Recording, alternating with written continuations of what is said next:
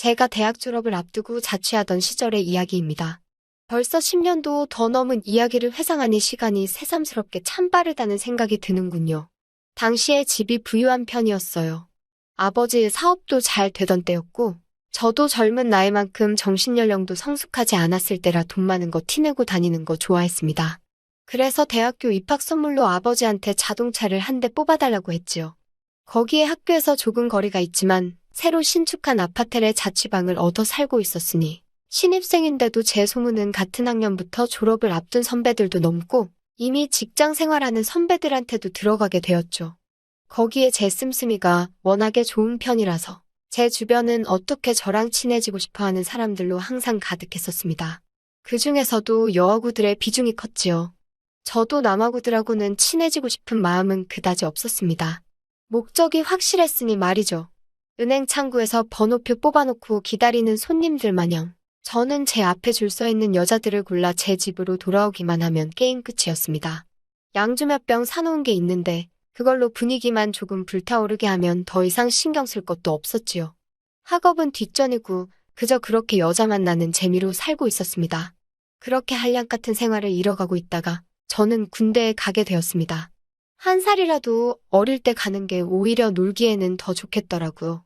그런데 군대에서 아버지 사업이 조금씩 어려워지기 시작했다는 말을 들었습니다. 집을 이사했다는 소식을 군부대에서 들었는데 휴가 나와 처음 찾아간 집을 보고는 적잖은 충격을 받았습니다. 제가 혼자 지내던 아파트의 반의 반도 안 되는 크기의 습기 눅눅한 반지하방이었거든요. 처음 느낀 감정은 이런 곳에서 우리 가족들이 살 수 있을까였습니다. 당시 제가 15년 전 군부대 오래된 막사에서 생활했는데도 차라리 군대가 더 살만하다 싶었으니까요. 제 앞으로 된 원룸이며 제 보물 1호와도 같았던 자동차도 전부 처분이 돼버린 상태였습니다. 익숙하지 않은 환경에서 보낸 첫 휴가는 잊을 수가 없었습니다. 전역 후에도 여기서 계속 지내면 안 되겠다 싶어 얼마 되지도 않는 군인 월급 모으고 전역 후에도 복학은 포기하고 아르바이트 전전해 가며 돈을 모았습니다. 그리고 옥탑방을 하나 구하게 되었어요. 제가 지내던 호화로운 원룸과 비교하면 천지 차이지만 가족들이 지내는 반지하방보다는 훨씬 좋은 환경이었습니다. 겨울이면 차가워서 제대로 손도 대기 싫은 철제문, 요즘 시대에 어울리지 않는 열쇠로 여는 그 현관문을 봤을 땐 절망스러웠지만 적어도 반지하방을 탈출했다는 그 사실 하나만으로도 너무 만족스러웠습니다. 거기에 학교에서 거리가 조금 멀기는 했지만 그래도 학업과 아르바이트를 병행하면서 감당할 수 있는 적당한 월세 덕분에 복학도 바로 할 수 있었습니다. 그런데 학교에 복학하고 나니 처음에는 저한테 뭐 하나 얻어먹으려고 줄까지 서가며 몸도 마음도 쉽게 주던 사람들은 제가 개털이 된 걸 알고 나니 저를 아는 척도 하지 않더군요. 군복무 중에 면회도 몇 번 오고 편지도 보내오던 여자도 제가 지금 옥탑방에 살고 있다는 말에 저를 떠나갔지요.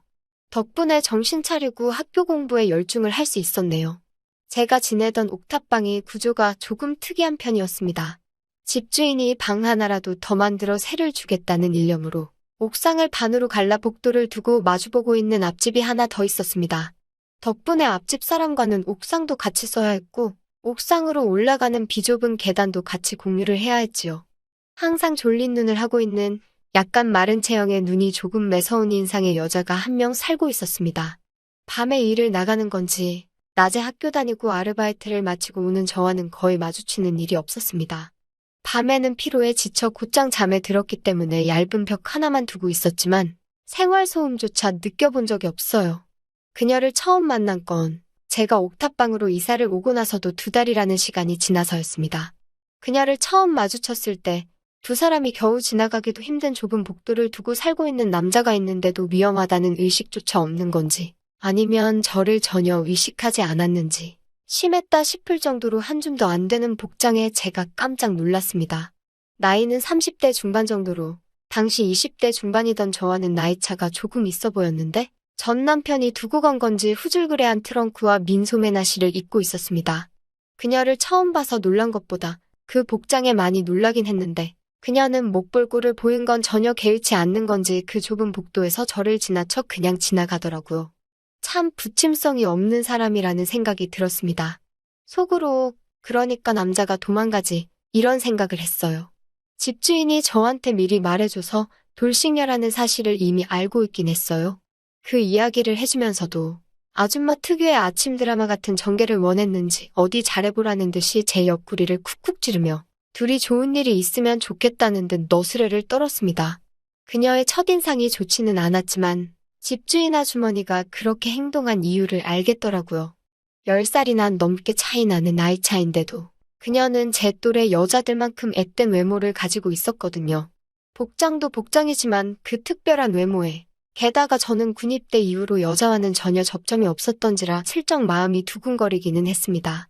그녀는 이제 일을 더 이상 나가지 않는 건지 처음 만난 날 이후에는 얄팍빠진 벽 너머로 그녀가 통화하는 소리도 들려오고 혼자 노래하는 소리도 들려오는 등 여러 가지 생활 소음이 들려오기 시작했지요. 집에 돌아오는 길에 가끔씩 마주치거나 했는데 그때도 제가 먼저 인사를 해도 대충 인사를 받는 둥 마는 둥 하던 그녀 반응에 언제부터인가 그녀에 대한 마음이 저절로 접어지긴 했지만요. 아마 그 당시에 제가 가난해져서 여자들이 저를 싫어한다는 자격지심 같은 게 있었던 것 같습니다. 그날은 수업도 수업이지만 아르바이트의 일거리가 엄청 많아서 몸이 무지막지하게 피곤한 오후였습니다. 피곤한 몸을 이끌고 옥상으로 향하고 있는데 계단 입구에서 그녀가 저를 반기면서 인사를 하더라고요. 늦여름이라 밤바람이 조금 쌀쌀해졌는데도 대충 입고 있는 그 복장 그대로 말입니다. 무슨 바람이 불어서 저를 반기나 했는데 잠깐 바람스러워 나온 사이에 문이 저절로 잠겨버렸답니다. 그래서 아침부터 계속 밖에서 제가 오기만을 기다렸다고 합니다. 장장 10시간 가까운 시간을 민소매나시 하나만 입고 버틴 게 대단하다 싶었습니다. 아래 내려가면 집주인 아주머니도 계실 텐데 왜 거긴 안 가봤느냐 물으니 집주인 아줌마는 어디 놀러나가서 내일이나 돼야 들어온다는 연락을 받았다네요. 딱한 모습에 저희 집 문을 열어줬습니다. 그녀가 들어왔는데도 그녀 주변에 여전히 냉기가 남아있는 게 얼마나 추웠을지 상상이 가더라고요. 옷장 구석에 처박아둔 전기장판을 꺼내서 틀어주고 보일러 켜놨으니 따뜻한 물로 몸 좀 녹이라고 했습니다. 전기장판이 적당히 데워져 있으니 그녀가 말도 안 했는데 이불 속으로 들어가서 몸을 바들바들 떨고 있더라고요. 전화번호부를 뒤져서 열쇠공이라도 부르겠냐고 했는데 그녀가 열쇠공 부르면 돈도 들고 하는데 그냥 하루만 신세를 지면 안 되겠냐입니다. 이 늦은 시간에 그녀의 복장으로 열쇠공 부르는 것도 무리가 있겠다 싶었어요. 그래도 그렇지. 언제부터 친하게 지냈다고 잠을 제 방에서 자고 간다는 건지. 그녀한테 저 믿냐고. 여기서 잤다가 제가 갑자기 돌변하면 저도 책임 못 진다고 너스레를 떨며 농담을 했는데 그녀가 한쪽 뺨으로만 미소를 지으면서 책임은 자기가 져야 할 수도 있겠다면서 저한테 여자친구는 있냐고 물어보더라고요. 산전수전 다 겪은 돌싱겨라 그런지 어디 한번 해볼 테면 해보라는 식으로 나오는 그녀 모습에 적잖이 놀랐습니다. 솔직히 굴러들어온 기회를 놓치고 싶지는 않았는데 그날따라 아르바이트에서 정말 남은 체력을 다 써버려서 그런가? 제가 재구실을 할 수 있을까 하는 의문도 들었고요. 그래서 신세지는 게 오늘인 게 다행이라고 알라했습니다. 컨디션이 안 좋아서 오늘은 그냥 넘어가 준다고요. 평소 같았으면 2다리로 이 방을 못 나갔을 거라고 살짝 선을 넘는 농담을 섞어서 한마디 했어요. 그러니까 그녀가 또다시 한쪽 뺨으로 의미심장한 미소를 지으면서 자신 없어서 그러는 건 아니고요?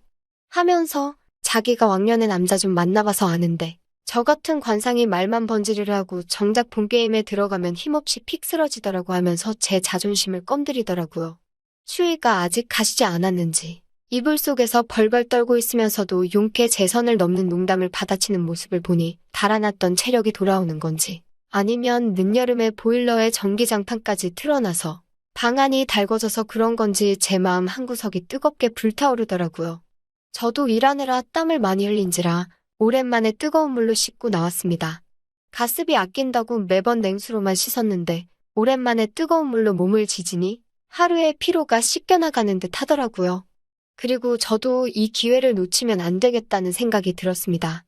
그래서 저도 큰맘 먹고 작업을 걸어보겠다는 생각으로 밖을 나왔는데 아까 저를 먼저 가지고 놀던 그 모습은 어디 가고 천사 같은 모습으로 벌써 잠에 들어있더군요. 고단했는지 작은 소리로 코까지 골고 있는데 무방비한 그녀의 모습이 평소에 타성에 찌들어 있는 모습과는 달라 보이고 천상 여자로밖에 보이지 않았습니다. 제가 쓰는 샴푸와 비누인데도 여자가 쓰니 방 안에 퍼져 있는 향기가 평소와는 다르게 느껴지더군요. 그녀가 자는 옆에서 앉아 그녀가 자고 있는 모습을 보고 있었는데 왠지 모를 안락함에 저도 모르게 스르르 잠에 빠져들게 되었습니다. 자고 있는데 어딘가 따뜻한 느낌이 들어서 눈을 떴는데 그녀가 중간에 잠에서 깨서 이불을 덮어준 건지는 모르겠는데 제가 이불을 덮고 있더라고요. 그녀는 여전히 꿈나라였지만 바로 눈앞에 잠들어 있는 그녀의 모습을 보니 정신을 차릴 수가 없었습니다. 이대로 가다간 저도 실수를 해버릴 것 같아서 살짝 몸을 틀어서 그녀와 저 사이에 틈을 만들었어요. 그런데 그녀가 자는 척을 하고 있었는지 멀어지는 저를 그대로 끌어 다시 코앞으로 다가왔습니다. 제 손을 잡은 그녀의 손은 얼음장같이 차가웠지만 그 해의 여름, 가장 더웠던 날보다 훨씬 더 많은 땀을 흘렸습니다. 그녀를 위해 켜놓은 전기장판이나 보일러 때문에 그런 건 아니었어요. 오랜만에 숙면을 취했던 것 같습니다. 해가 중천이 되었을 무렵에 잠에서 깨어났거든요. 눈을 뜨니 제 팔을 베고 잠들었던 그녀는 이미 잠에서 깨어 있었습니다. 언제 꺼내 입었는지 제 옷을 입고 있었는데 제 옷을 입고 있는 모습을 보니 그녀가 애인처럼 보이더라고요. 집주인 아주머니가 돌아오는 소리가 들렸고 집주인 아주머니한테 비상열쇠를 받으러 내려갔어요. 그런데 집주인이 비상용 열쇠가 어디 갔는지 안 보인다는 겁니다. 진작에 열쇠공을 부를 거리라고 말은 했지만 그녀는 저를 보고 미소를 짓고 있는 게 그냥 집주인 아줌마 눈치 주려고 하는 소리 같더군요. 그런데 집주인 아줌마가 난감해하면서 사실은 비용을 아낀다고 그녀 집과 제 집의 현관문이 같은 열쇠로 열린다는 사실을 말해줬습니다. 그 말을 듣자마자 옥상으로 올라갔는데 정말 집주인 말대로 문이 열리더군요. 옥탑방 공사를 할 때 비용을 아낀다고 같은 열쇠로 만들었다고 하더라고요. 그렇게 그녀의 잠긴 문이 열렸고 그 사건은 그렇게 해결되었습니다. 제 방에 그녀가 하루 지내고 갔다는 사실이 믿기지가 않더라고요. 벽 너머로 그녀의 노랫소리가 들려오는데 전날 밤까지만 해도 같이 그러고 있었다는 사실이 말입니다. 그런데 벽 너머에서 집주인 아줌마와 그녀의 목소리가 들려오더라고요.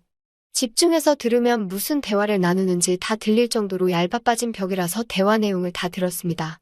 집주인 아줌마가 그녀에게 미안하다 사과를 하면서 집 열쇠가 같은 사실을 알았으니 불안해서 어디 살겠냐고 현관문 열쇠를 무료로 교체를 해주겠다고 하는 거예요.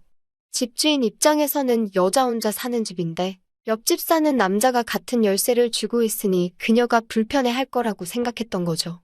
그런데 그녀의 대답은 예상 외였습니다. 그냥 저한테 말로만 열쇠를 바꿨다고 설명해주라고 바꿀 필요 없다고요.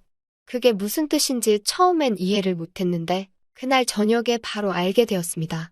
세상 모르고 자고 있는데 누가 저를 이불 속에서 잡아 끌길래 기겁하면서 잠에서 깼더니 다른 사람이 아니라 그녀였습니다. 오히려 그녀가 자기 열쇠로 저희 집 문을 열고는 잠들어 있던 제 방에 몰래 들어온 거지요. 그렇게 매일같이 그녀와는 저희 집과 그녀의 집을 오고 가면서 매일같이 지냈습니다. 결국 집주인 아주머니가 원했던 대로 저희 둘 사이가 가까워지게 되었네요. 집이 망해 여자들이 저를 싫어할 거라는 자격지심은 그녀가 씻은 듯이 치료해줬습니다. 그녀에게 붙어있는 돌싱녀라는 꼬리표도 저한테는 아무런 문제가 되지 않았어요. 하지만 저는 그녀와 헤어질 수밖에 없었습니다.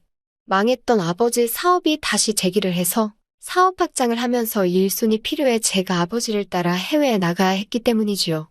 그녀는 기회는 2번 오지 않는다면서 기회가 찾아오면 잡아야 한다고 제 등을 떠밀어줬습니다.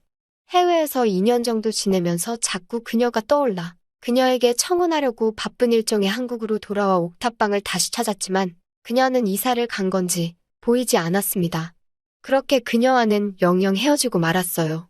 지금은 아버지의 사업을 제가 물려받았습니다.